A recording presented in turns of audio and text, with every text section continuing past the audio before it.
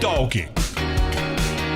Estamos aqui juntos no Pop Talk para nós conversarmos a respeito de fé, a respeito de cultura pop, a respeito de filmes, a respeito de séries, a respeito de muita coisa para que você nos acompanhe aqui junto com a lioneditora.com.br, cupom 20% off na compra, colocando ali o RTM ou Pop Talk. Obrigado, Simval Filho, por essa parceria. Eu que agradeço você, meu caro André, meu amigo, Felipe, ali de Fortaleza, terra boa, viu? E nós aqui dos estúdios da RTM, saudações para você. E como diria o representante da Skynet no Brasil, I'll be back, né? Estamos de volta, galera. Mais uma vez para mais um programa. E é isso. Felicidade sempre, né? Alegria estar aqui com vocês. Giro Pop.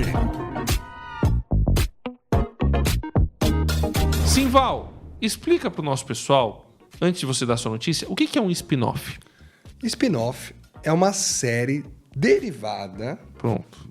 ou filme, né? Derivado de uma trama principal que tem relação, passa no mesmo universo, mas é claro, não são os mesmos personagens, é um derivado, o universo é o mesmo, mas a trama é toda diferente, outros personagens, etc. E nada melhor do que a gente falando tanto de espaço e tudo mais. A gente mencionou já For All Mankind, que é uma série da Apple TV, que explora toda essa corrida do espaço, mas como se os soviéticos tivessem ganhado essa corrida. Então, ela é uma série um pouco mais até otimista, apesar desse fato. Não é moleza. Imagina o Putin hoje em dia lá com uma base lunar, né? Mas, então, essa série gerou um spin-off, é uma série muito elogiada, vale a pena você assistir, tá na Apple TV. E agora, a spin-off acabou de estrear, chama Star City. Essa cidade das estrelas, na verdade, seria uma cidade soviética, lá nos anos 60, então ela mostra os primórdios, que a trama da série principal já é ano 2100, por aí, né? E essa spin-off é os anos 60, como se o primeiro homem a pisar na Lua fosse o soviético. Então, a série já começa assim, mostrando essa cidade meio industrial, feita toda em torno para que as forças, a NASA russa, né, pudesse prevalecer, e todo o custo humano, e aí que está o grande diferencial dessa spin-off, e creio que se conversa com muito aquilo que a gente já falou no Viajando sobre a corrida espacial, que é o preço humano que se paga para sustentar um programa como esse, ainda mais a gente está falando da União Soviética dos anos 60, com toda a repressão, uma ditadura, né, comunista. Então, o clima todo da spin-off é bem diferente da trama principal de For All Mankind, e mostra esse custo, esse sacrifício, essa opressão até que contrasta com o sucesso da corrida espacial. Muito interessante, né? Uma trama muito, muito legal de assistir. Para quem é fã de sci-fi e corrida espacial no geral, vale a pena. Então, acabou de estrear, corre para a Apple TV, aproveita alguma promoção de 7 dias grátis, maratona, faz a sua parte, antes que os russos cheguem. Felipe, falando de outro serviço de streaming, né, que é a Netflix, começaram as gravações de um live action, de uma animação, de um desenho muito conhecido. Exatamente. Scooby-Doo, cara, é você, meu filho. Olha aqui, homenagem aqui, a cria já tá aqui no meu pé. Scooby-Doo! Meu Deus, olha isso. Primeira participação, né? Participação especial, rapaz. Dá um latido aí pra gente. Os ouvintes aqui, ó. Ó, cara. Ó, cachorrinho. Já tá imensa já. Já Felipe dá pra... Essa aqui vai gostar do Scooby, viu? Só quem Pra acompanha você... no YouTube ou no nosso site aí, ou apareceu o cachorrinho do Felipe aí. Pra você que assistiu já muito pode substituir aí, você, na infância. né, Felipe? Alguns episódios. Participação especial de Oreo. Se você gosta de Scooby-Doo, assim como eu, inclusive achei uma plataforma aí que tá disponibilizando todos os episódios e as temporadas de Scooby-Doo, que é Scooby-Doo Plus+, se eu não me engano. No Twitter tem um link dele lá. By Pirate Bay, né? Tá certo. Exatamente. Felipe. A galera da Netflix começou, né? Já tinha um burburinho aí, mas agora já começou a gravação. Scooby-Doo, A Origem. Não sei como é que vai se dar essa história, não sei se vai ter alguma coisa a ver com os filmes, se vai ser uma coisa totalmente do zero. Mas tô aqui. Doido pra ver a barbaridade, como todo live action acontece aqui. Pois é, então. Muito bom. Loucura. Se não fosse live action, eu estaria vibrando, mas vamos ver. De repente a gente Então. se surpreende, né? Nunca é tarde pra acertar. A ver, precisamos ver. Bom, e você que está acompanhando aqui o Pop Talk, vai acompanhar também um trechinho do Viajando por Terras Distantes 99, no qual falamos sobre os grandes filmes que tratam de exploração espacial desde 2001, Uma Odisseia no Espaço, clássico de Stanley Kubrick, até Interestelar, que podemos dizer, Interestelar já é um clássico de Christopher Nolan. Acompanhe. Viajando por Terras Distantes. Olha, eu vou dizer pra você, André, como cinéfilo que sou, pra mim Stanley Kubrick foi um dos maiores diretores de todos os tempos, porque ele criou várias inovações e fez obras-primas, assim, cada uma diferente da outra. E 2001, Odisseia no Espaço, né? Você citou bem a parceria dele, diferentemente, porque muitas vezes um filme que é feito a partir de um livro, ele é adaptado ali, depois que o livro já tem alguma existência.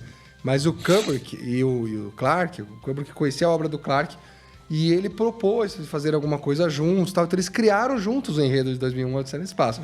Então, o filme, ele vai trazer... O livro, aliás, traz muitas explicações lógicas. Ele traz detalhes, o que é aquele monolito, o destino lá do Dave, né? Que é o astronauta, e etc. E já o Kubrick preferiu fazer uma experiência visual, sensorial, e que você vê, né?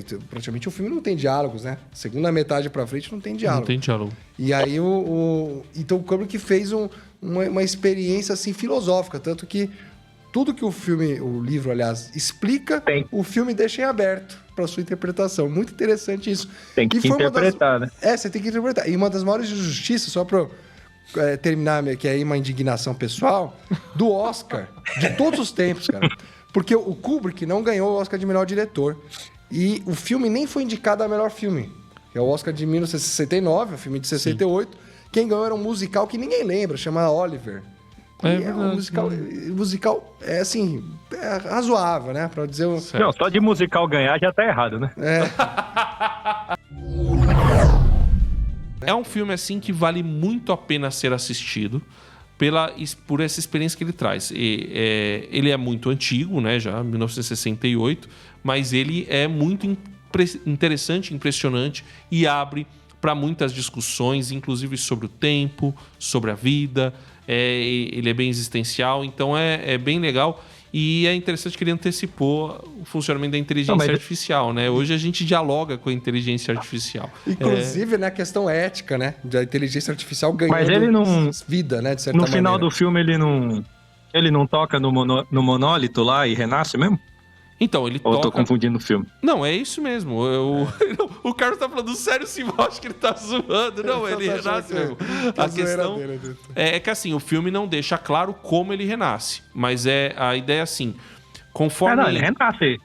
Sim, mas aí fica aberta a interpretação se ele renasce ou se ele volta, na verdade, ao ventre da mãe. Então, é uma interpretação dúbia, né? Como é que... Porque ele renasce...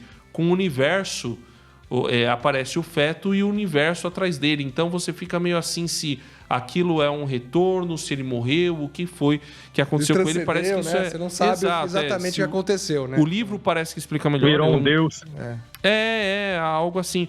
Mas quando ele está fazendo essa viagem, né? E aí começam a passar as coisas, ele parece que a passagem do tempo aumenta e ele vai envelhecendo. Aí você... não entende direito se ali está falando do que poderia ter sido a vida dele, né?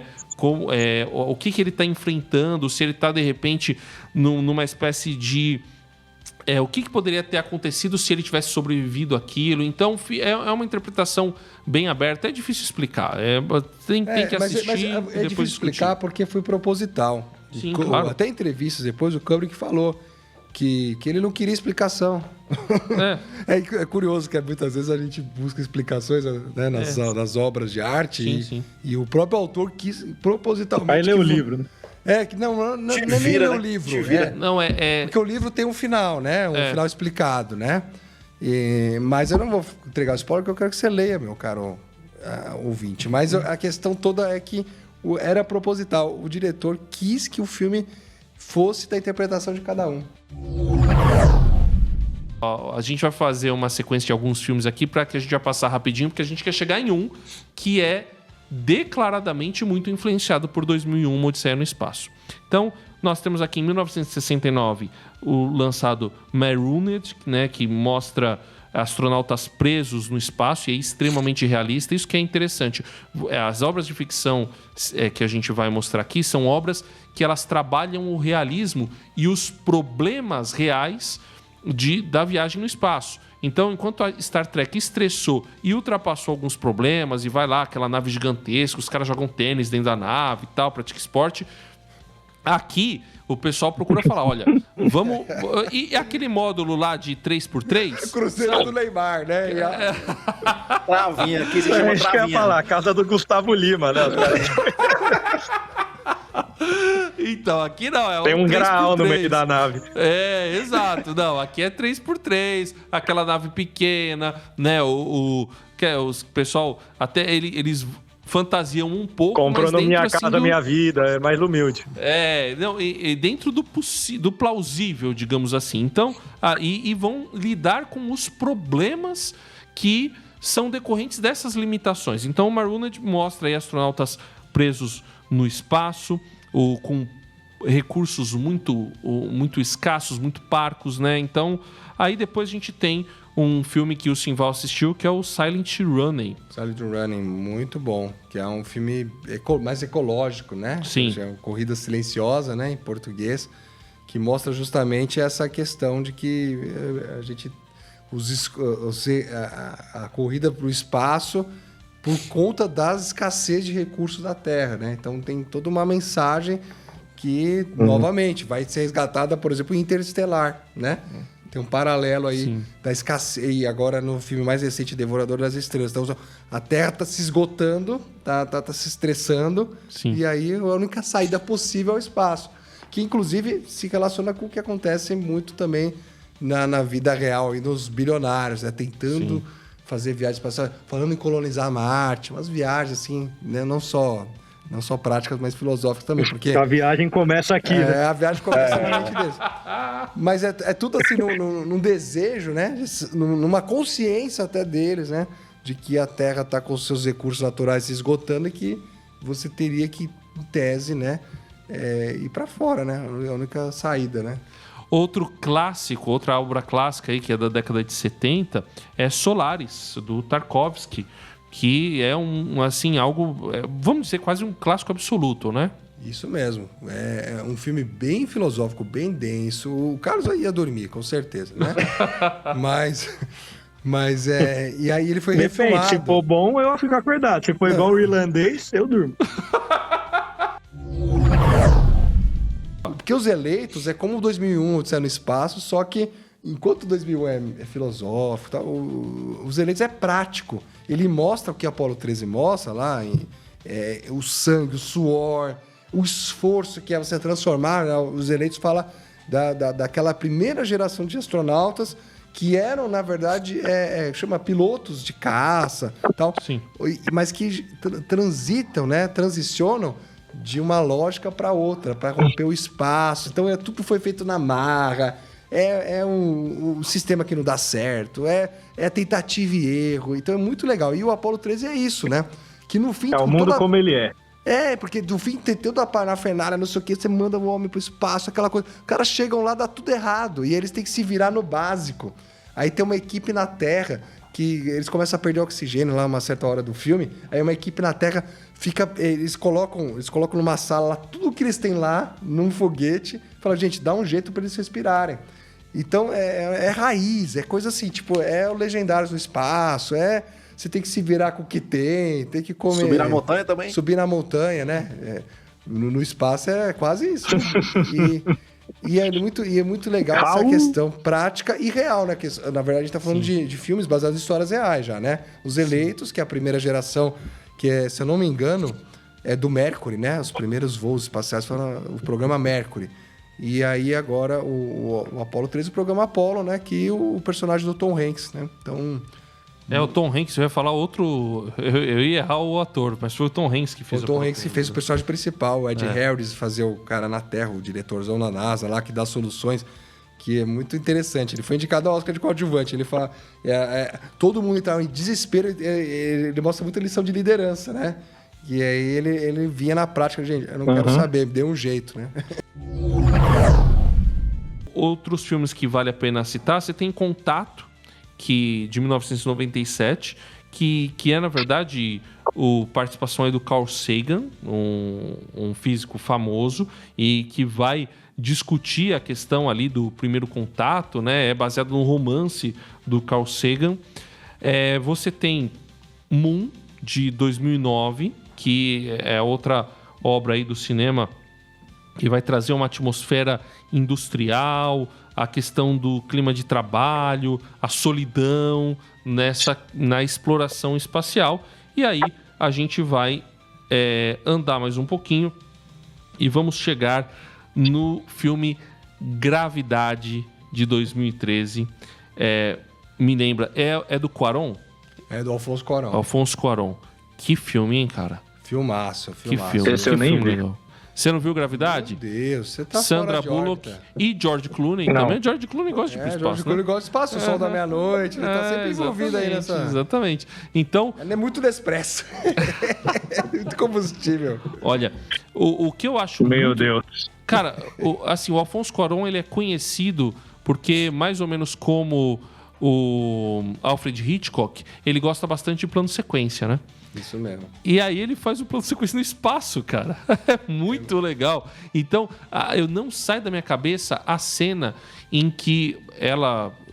Vou dar um pouquinho de spoiler aqui, mas ela tá tentando resolver o problema da reentrada, né? Porque o Gravidade, ela tá lá no espaço e aí ela tem um problema e ela vai explodir, vai tudo explodir, começa a explodir um monte de coisa, um monte de nave começa a explodir, ela precisa fazer a reentrada e ela não vai conseguir. Então, o astronauta, que na verdade já tinha falecido, entra, entre aspas, na nave para ajudar ela, para meio que dar clareza para ela poder fazer a reentrada. Então, essa sequência é muito legal, cara, é muito legal. Então, assim, é um filme que cinematograficamente, tecnicamente, eu acho ele muito bom e vai discutir um monte de coisa, né? Vai discutir a questão do sacrifício, vai discutir as relações humanas, vai falar um pouco de conflitos geopolíticos. Então, é, assim, um filme, assim, bem... Eu gosto. E eu gosto da filosofia do filme no sentido que ela traz pra você o seguinte: o que você faz quando você está sozinho, sem força, sem saída, no espaço profundo da alma, né? Que saída que você vai buscar, né? Você vai buscar em Deus ou em outras coisas que não podem responder a esse dilema, esses dilemas que a gente vive, né? Muitas vezes, né? Nós, quem nunca, né? Quem de nós nunca Exato. teve momentos como esse, né? Claro, não no espaço, né? Mas aqui, né? Na Terra, mas se encontrando em solidão, em momentos os cantos escuros da alma, né? E aí a gente tem que buscar as respostas em Deus. Bom, o Perdido em Marte, que teve um filme muito legal, só que ele foi lançado depois do filme que a gente quer falar agora, que é o Interestelar, filme de 2014, dirigido pelo Christopher Nolan, com consultoria, por isso que eu citei o livro lá atrás, do Kip Thorne, que é um dos grandes físicos contemporâneos, e ele é um blockbuster que vai tratar sobre espaço, mas sobre paternidade. É um filme muito legal. Foi nesse filme que eu falei, Que é só por isso que ele bom. ficou blockbuster, né? Vamos ser sinceros.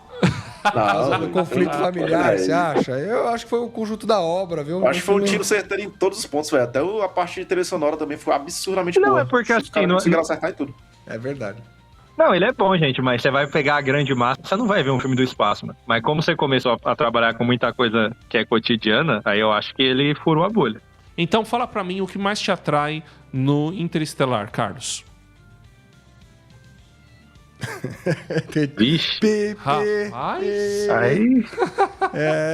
Aí o bicho pegou. Não acho ruim, calma. Vocês também já Não vou estão. dizer que foi ruim, né? Mas É que tão bom assim. eu Veja acho bem. que ele me pegou mais pela.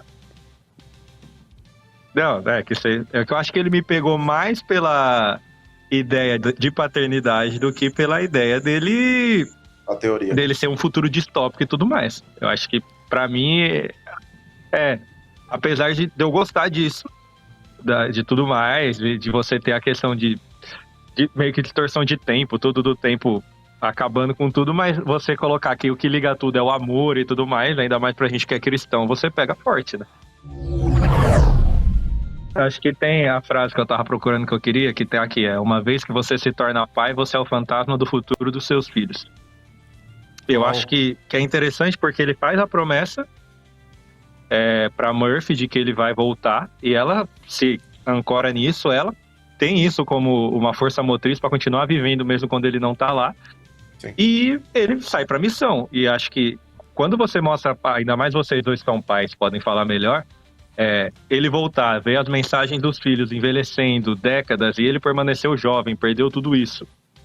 E quando ele consegue encontrar ela no final, ela se apegou tanto na promessa, mas é interessante porque ela libera ele da promessa que ele fez. Porque ela também fala pra ele que nenhum pai deveria ver seu filho morrer. Então, isso é muito interessante, porque ele deu uma promessa que ele não conseguiu, entre aspas, cumprir, apesar de ter voltado antes da morte. E isso motivou a vida da pessoa, ele continuou culpado, mas ele é liberto quando ele também é liberto de uma promessa que não dá pra ele cumprir, infelizmente. Então acho que isso é muito interessante, porque aí ele consegue seguir o caminho dele. Acompanhe o episódio completo de Viajando por Terras Distantes nas plataformas digitais ou no site rtmbrasil.org.br. Pop Talk Review. Simval Filho, André Castilho. você vai analisar um roubo. Pois é, né? Eu não vou nem fazer as associações óbvias com a nossa política local. mas Deixa pra lá. Deixa velho. pra lá, né? Melhor Não não vamos, comentar. não vamos politizar. Até porque o roubo é universal e não tem trocadilho nessa frase. Mas é o seguinte, essa série da Prime Video que chama O Roubo é com a queridíssima atriz, né? Já conhecida por nós que somos fãs de cultura pop, Sophie Turner, né? Porque afinal ela fez 2 papéis icônicos. Um com muito êxito, né? A Sim. Sansa de Game of Thrones e outro meio sonsa, né? Que é a Fênix de X-Men, os últimos X-Men aí da Fox, né? Aquela coisa meio ladeira abaixo, mas ela fez, né? E aí, nessa minissérie, é uma minissérie de 6 episódios, que mostra o seguinte, no meio de Londres, é uma série bem daquela britânica. Vocês já perceberam que eu gosto um pouco desse clima britânico. E aí, é uma corretora de investimentos, assim, fica muito claro, assim, mas parece que é uma corretora de investimentos, tipo uma XP da vida. E aí, de repente, acontece um baita de um roubo, um esquema, assim, surreal, que eles roubam, né? Olha como a ficção imita a vida, né? Os aposentados, né? Só que na Inglaterra. Então, Ô, louco. é um esquema que rouba fundos de pensão, tá nada a ver, né, com o que acontece na Terra Brasil. E aí, só que à medida que o tempo vai passando, a trama vai se desenrolando, a gente vai descobrindo que esse esquema foi interno, né? Quem promoveu ali, provavelmente, né? Não vou dar spoiler, mas é parte da equipe envolvida e tudo. Então, a trama tem muito plot twist, muita mudança, reviravolta, é muito legal. Mas mais do que isso, é interessante ver a evolução dos personagens, principalmente da Sophie Turner, né, tal. Tem muita reviravolta aí, mas como a série mostra e cada ação tem uma consequência e vai mostrando assim que no final das contas você se pergunta como telespectador o que você faria diante daqueles cenários, daquelas escolhas. E você percebe que não é só uma série sobre roubo, é uma série sobre ética, sobre moral e sobre a tentação, né, para nós cristãos, porque Interessante. ela se vê tentada e os outros personagens coadjuvantes a fazer realmente dar o golpe, né? E aí eles são colocados em situações limite para que eles façam suas escolhas. Então é muito interessante essa questão moral, essa bússola moral do filme, que ela vai mudando, né? E você, como telespectador, tem que ter a sua, tem que estar firmado em Cristo. É muito legal. É uma minissérie bem envolvente, é viciante. Você começa a ver onde isso vai chegar, onde isso vai chegar. E mais do que isso, essa discussão toda ética que vale a pena ver. E a reflexão, né? Que hoje se busca tanto dinheiro fácil, né? Por meio de bets e outras coisas. As pessoas buscam muitos atalhos e a série fala sobre isso. Então, o roubo, Prime, fica a dica para você ver e refletir, claro. Talk recomenda.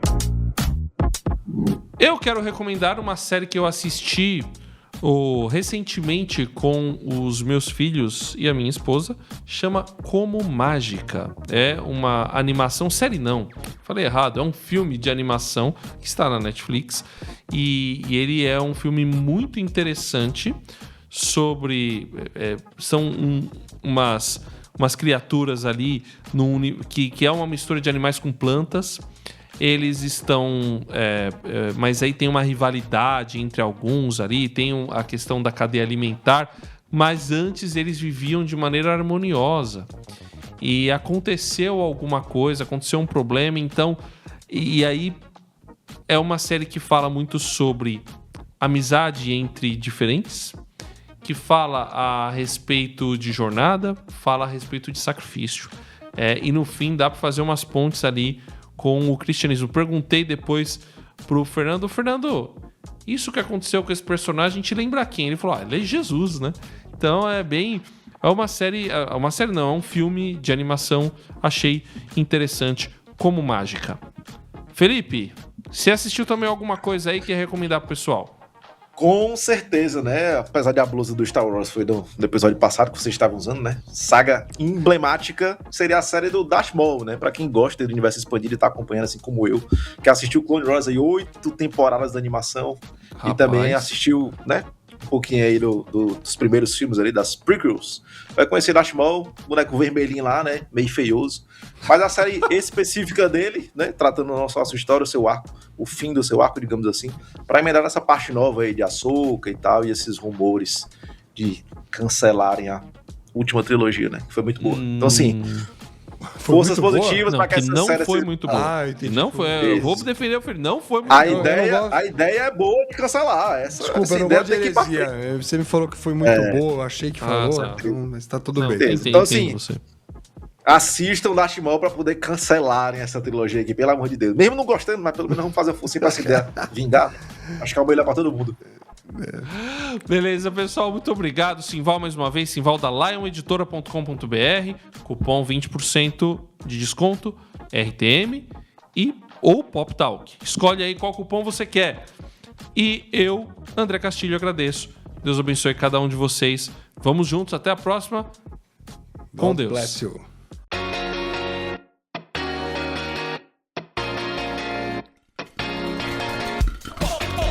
Talk.